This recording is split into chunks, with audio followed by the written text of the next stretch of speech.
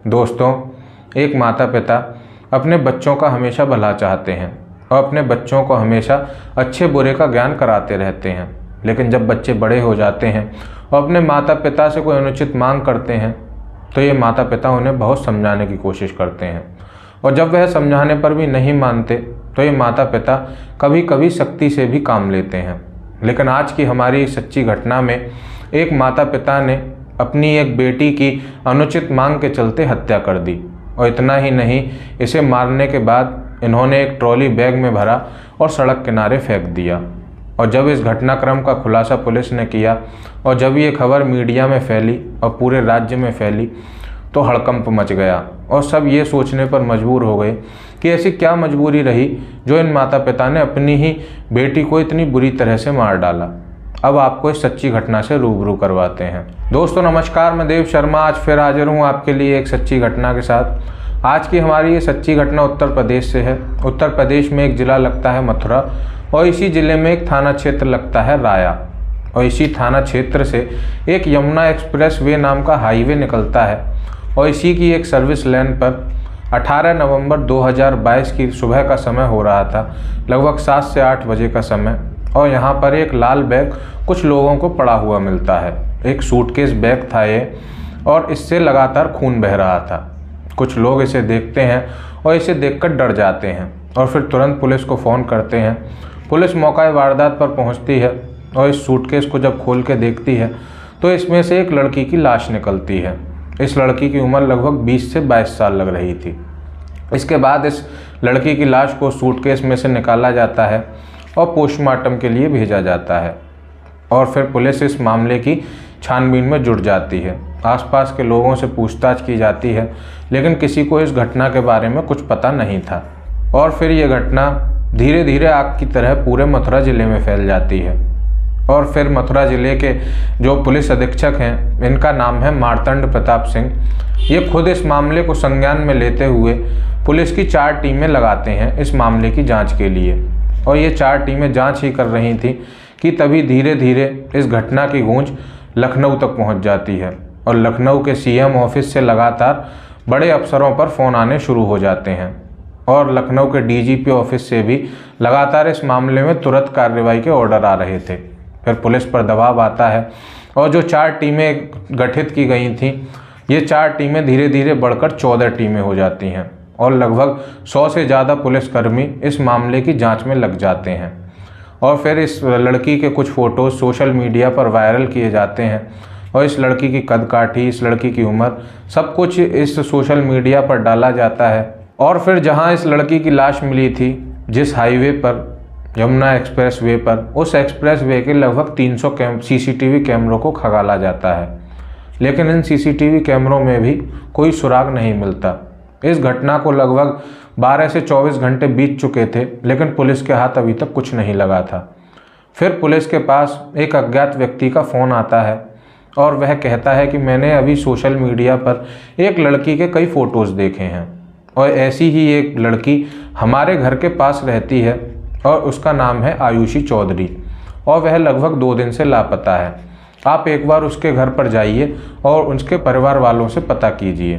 बस पुलिस को इस मामले में इतनी ही एक उम्मीद की किरण नज़र आई। फिर पुलिस की एक टीम मथुरा से दिल्ली के लिए निकलती है, और दिल्ली के मोलरबंद इलाके में जाकर इस लड़की के घर पहुंचती है, और इस लड़की का नाम है आयुषी चौधरी। और जब इस लड़की के बारे में पूछताछ की जाती है तो वह लड़की घर पर नहीं थी। और फिर जब इसके घर वालों से ये पूछा जाता है कि तुम्हारी लड़की कहाँ है, तो वह बताते हैं कि वह लगभग 2 दिन से घर से लापता है।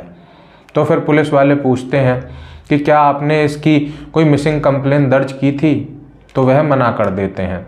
फिर पुलिस को इसके परिवार वालों पर शक होता है, और फिर पुलिस शक के आधार पर इसकी मां ब्रजमाला यादव और इसके भाई आयुष यादव को हिरासत में लेती है, और इसका पिता घर पर मौजूद नहीं था। फिर इन्हें दिल्ली से मथुरा लाया जाता है और इनसे पूछताछ की जाती है, और कुछ देर बाद जो इस लड़की का पिता है, इसका नाम है नितेश यादव, इसे भी पुलिस हिरासत में लेती है और इन्हें मथुरा लेकर आती है।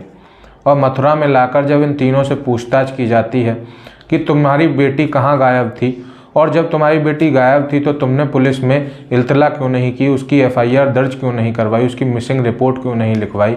तो फिर ये लोग टूट जाते हैं और फिर अपना गुनाह कबूल कर लेते हैं। फिर आयुषी के माता पिता पुलिस को बताते हैं कि साहब, हमने अपनी बेटी को बचपन से ही बहुत प्यार से पाला था और हम उसे पढ़ा लिखा रहे थे। उसकी उम्र 22 साल थी और वह दिल्ली के ही एक कॉलेज में बीसीए कर रही थी। वह बीसीए सेकंड ईयर की छात्र थी और कुछ समय पहले उसकी मुलाकात एक लड़के से हुई। इसका नाम है छत्रपाल और यह राजस्थान के भरतपुर का रहने वाला है। हमारी बेटी ने हमसे इस लड़के के बारे में जिक्र किया और हमसे कहा कि मैं उससे प्यार करती हूँ और उससे शादी करना चाहती हूँ, लेकिन हमने इस रिश्ते को नामंजूरी दे दी। लेकिन इसके बाद हमारी बेटी ने हमारे घर में हमारे साथ विद्रोह करना शुरू कर दिया और वह लगातार हमें जलील किया करती थी और हमारी एक भी बात नहीं मानती थी। और फिर एक दिन हमारी बेटी घर से निकल गई और जाकर इस छत्रपाल नाम के लड़के से शादी कर ली और फिर वह घर आ गई। फिर उसने नीट का एग्ज़ाम दिया और नीट का एग्ज़ाम देने के बाद वह नीट के एग्ज़ाम में पास हो गई। और फिर काउंसलिंग की जब बारी आई और हमने कहा कि तुम काउंसलिंग के लिए जाओ, तो वह काउंसलिंग के लिए भी नहीं गई और वह हमारी हर बात को टाला करती थी और हमें परेशान किया करती थी। फिर एक दिन 17 नवंबर 2022 की सुबह आयुषी की अपनी माँ से बहुत तेज़ लड़ाई हो जाती है और फिर इनकी ये लड़ाई मारपीट तक उतर आती है और फिर ये लड़ाई शांत हो जाती है।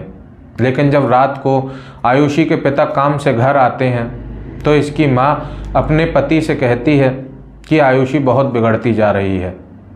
इतना ही कहना था कि इसके पिता बहुत गुस्से में भर जाते हैं और अपनी ही एक लाइसेंसी रिवॉल्वर से अपनी बेटी पर 2 फायर कर देते हैं और उसकी छाती में 2 गोली मार देते हैं और फिर इसकी आयुषी की मौत हो जाती है। इसके बाद ये माता पिता बहुत डर जाते हैं और अपनी ही बेटी के शव को ठिकाने लगाने की सोचने लगते हैं।